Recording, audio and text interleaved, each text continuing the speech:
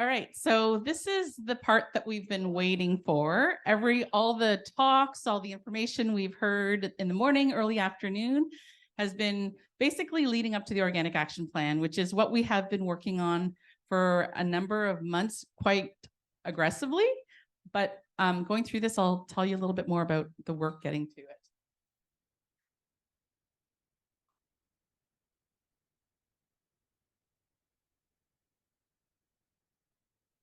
Can you advance slide?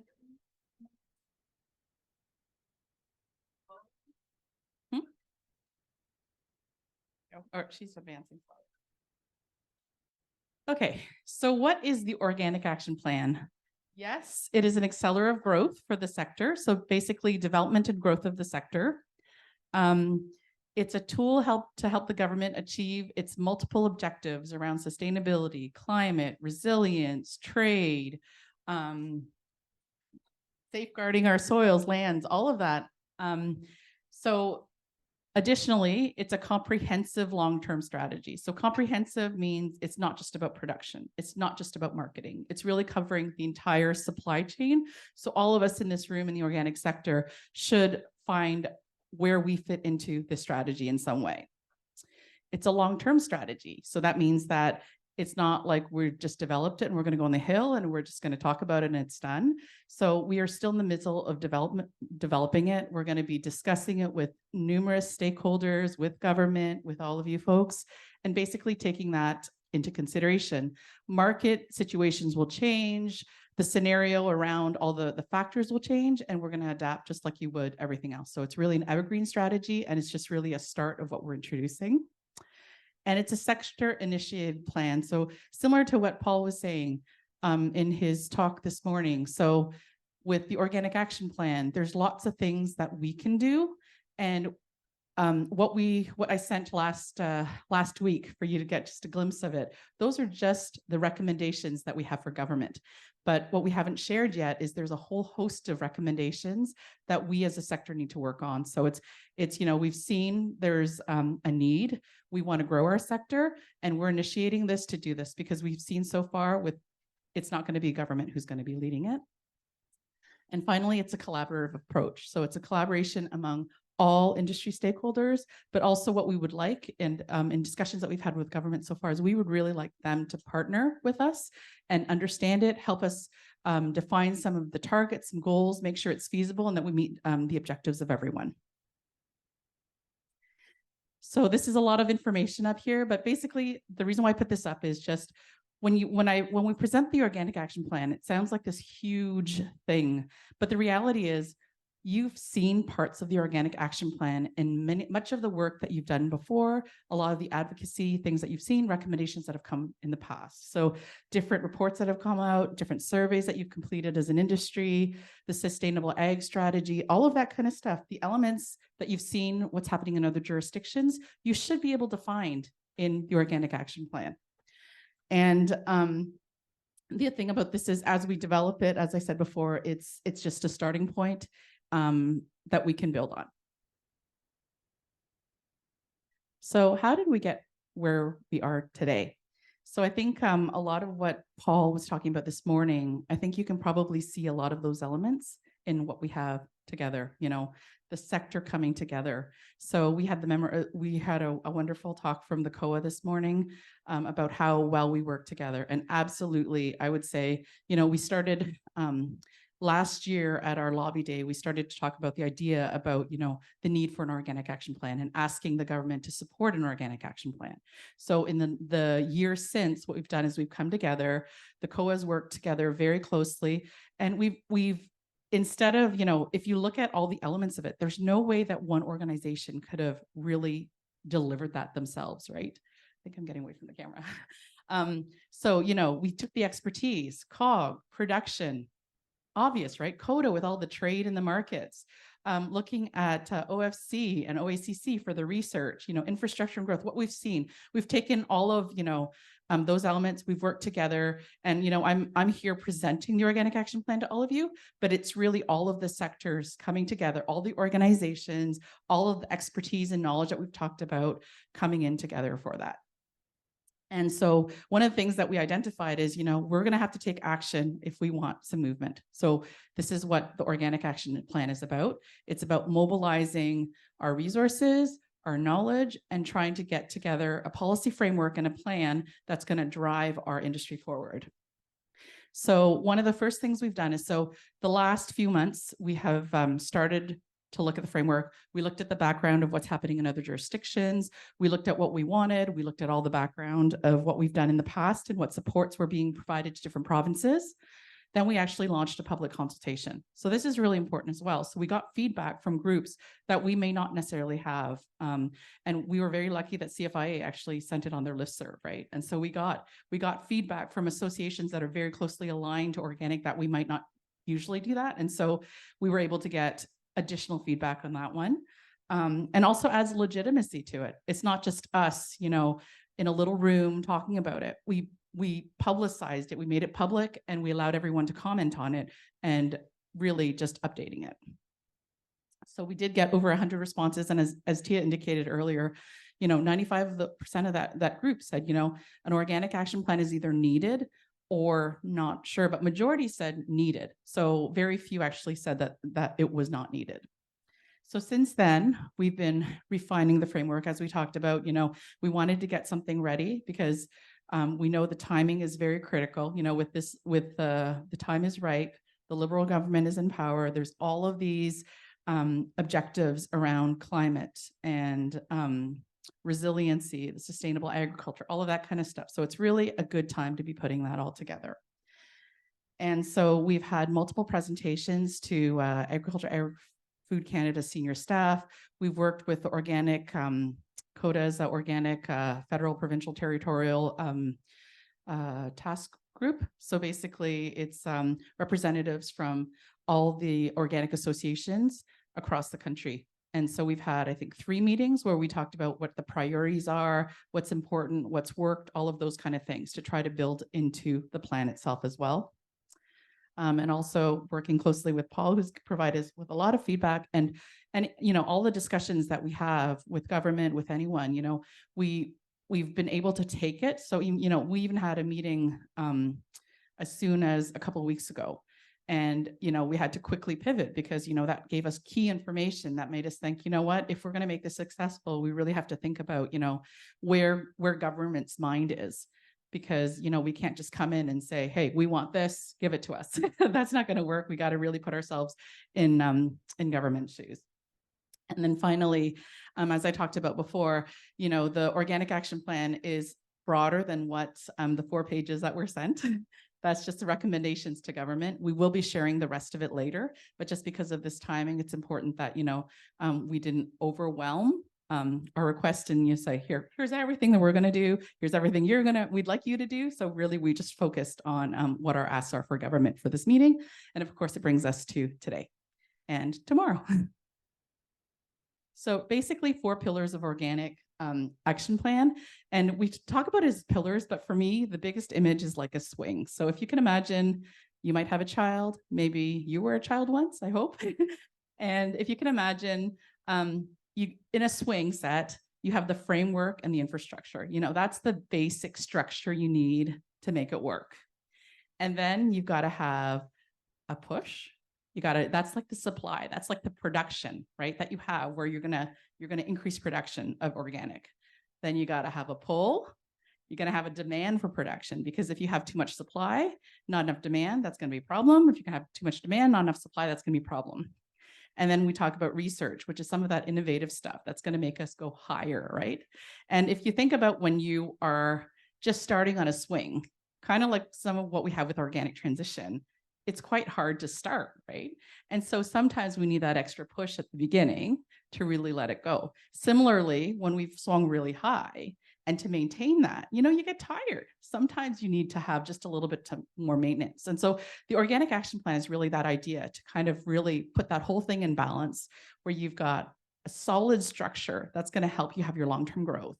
You're going to have a supply, a good balance of supply. You're going to have growth and demand, and you're going to be able to reach higher and really grow the sector. And so in terms of framework and infrastructure, we have a lot more details, but I just want to really distill it down to a few things around that. So this is kind of a category just to make sure, what are the things in place that's going to really assure that we can really grow the sector. So the first one is an ambitious target or goal. Just like what we know with most things, if you just say, I'll see what happens, usually you don't go very far. So we're just really looking at that. And there's a lot of research or some background. Karen talked about an organic task force that's going to help, set what are those, data-driven targets, goals, research, and everything that's going to support that as well. Enhance collaboration across the sector. So we know how important it is. A lot of the expertise is within the provinces, within the sector, within territories, and really, these are the guys who are going to help deliver the extension supports, all of the things that we're going to need. Developing human resource capacity in government as well. So we know how important it is, when we lost our sector specialist in AFC, it made a big difference, right? So it's like, who do you go to when you have that question, those kind of things. Policy alignment to integrate organic into other policies. So we know that, as the government has many policies and that organic can really potentially fit into. So why are we just focusing just on one, right? Why are we only looking at sustainable ag strategy? There's other environment policies, there's others around water, all of that. So, we're starting at one point, but there's a lot of other potential areas that organic can fit.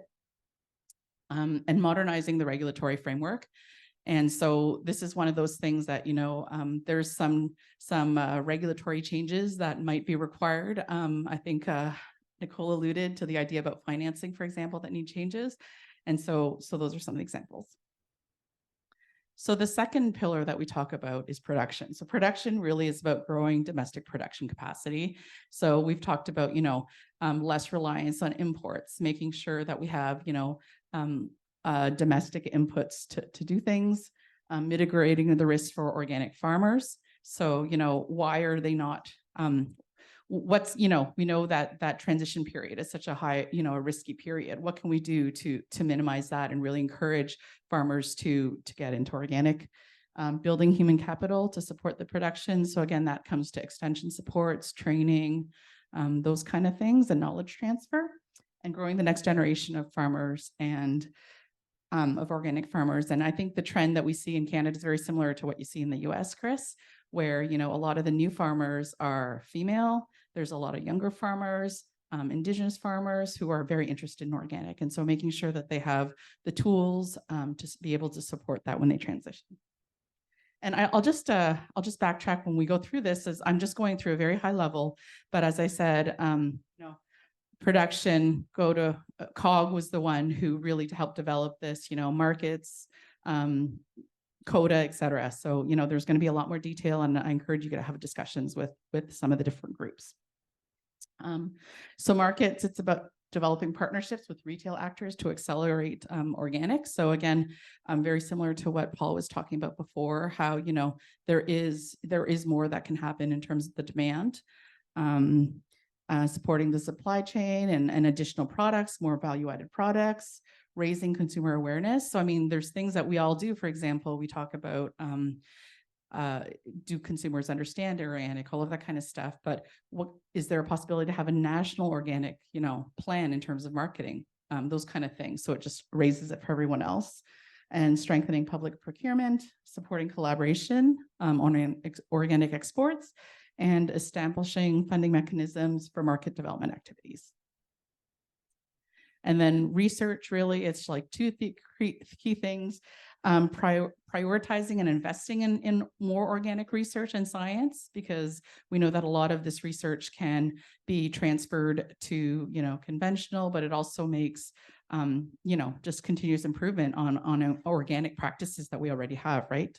And basically transferring those scientific outcomes so that they can be used. So the practical aspects of it as well. And as I talked about before, so we have a couple of task forces that we are considering. Katie is leading the organic task force, and there was some discussion about that already. So again, based on, making sure that we have evidence-based data to drive decision-making and be able to justify to government, increased investment in organic. And that's from a production perspective, but also from a market side. That would be led by COTA. I think there's going to be some discussions tomorrow with Paul about it that hopefully will trigger some more work in this and just initiating and starting this initiative as well. So I just have a couple of quotes here, and it really just recognizes, the top one from Germany, the bottom one from the US is, there's really recognition of what organic can achieve for the sector, both in terms of sustainability, but also in terms of economics and social. And it's interesting because I believe, there's so many countries that have a policy framework for organic. And in Canada, we don't really have that. So this is really a big gap that we have. Most of these, most countries, the organic sector fits very well into, the agricultural department. It's got a home there. There's policy around it to develop it. But in Canada, we don't have that. And actually, if anything, some of the discussions that we've had with government on the agricultural sector is that there is no policy framework. And so we have to work among the framework that's there. And the problem is, organic is such a different way of farming production system that it just doesn't fit. So many of the programs and policies that they have are not appropriate to us. And so that's a big challenge. And also, when we heard about the sustainable agriculture strategy, we all got, I think many of us thought, wow, this is organic. We fit right in there. This is going to be perfect. But so many times have I read, and others have read and commented and said, the SAS, when they wrote it up, it sounds like organic, but it's never even mentioned. And what I'm understanding is, it's still wanting to make sure that organic is recognized, right? For all of the benefits that we've heard about this morning, and as a result, to be able to invest in it more. And so this brings us to tomorrow and what we're going to be asking for government. So make it very simple. Instead of going in and asking, okay, these are all the elements of the Organic Action Plan, we really have 3 key asks. The first one is, we know that organic has many, many benefits. So we just ask that the government financially recognize the benefits of organic for, sustainable development goals and our ESG goals. So that's the first one. So if we can get that recognition, then the next one is creating a unified national policy framework so that we can have growth and innovation. So what this will do is this will unlock some of the levers that are required so that government can develop the policies and programs so that we can fit better into this. So that's the second one. That's the next key ask.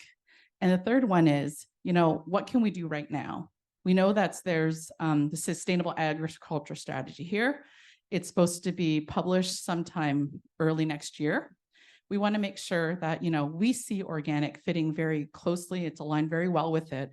So we ask that, the production part of organic action plan, not the entire action plan. I mean, the SAS is specific to production. Let's just take the production aspect of the organic action plan and get that recognized within the SAS so that it allows, again, more investment for organic for the future, especially since it's such an important strategy for the government. And so I come back just to summarize. So with that, when we talk about, creating a policy framework, so we've got an organic action plan, which would fall into that policy framework once that's created. That would then expand our opportunities, help with, farmer profitability, resiliency, climate resiliency, all that. Again, the 4 categories. So the framework and infrastructure for growth. So we've got 12 recommendations. We don't have to go into all the key recommendations about that, but if you read it, if there's a couple of examples that kind of resonate with you when you're talking to MPs or whatever, for sure, bring those up without getting into too much detail. Accelerating growth and innovation, so in organic production. Again, so we've got 8 key recommendations for government on that one. Stimulating organic market development, 5 recommendations, and advancing research with impact, 8 recommendations. So you know, let's keep it very general, because once you get right into it, it gets quite complicated. But if we can bring it down to the 3 key asks, and it's basically that, pick 1 or 2 examples that really reflect your business, what you do, that would be great. And that's it.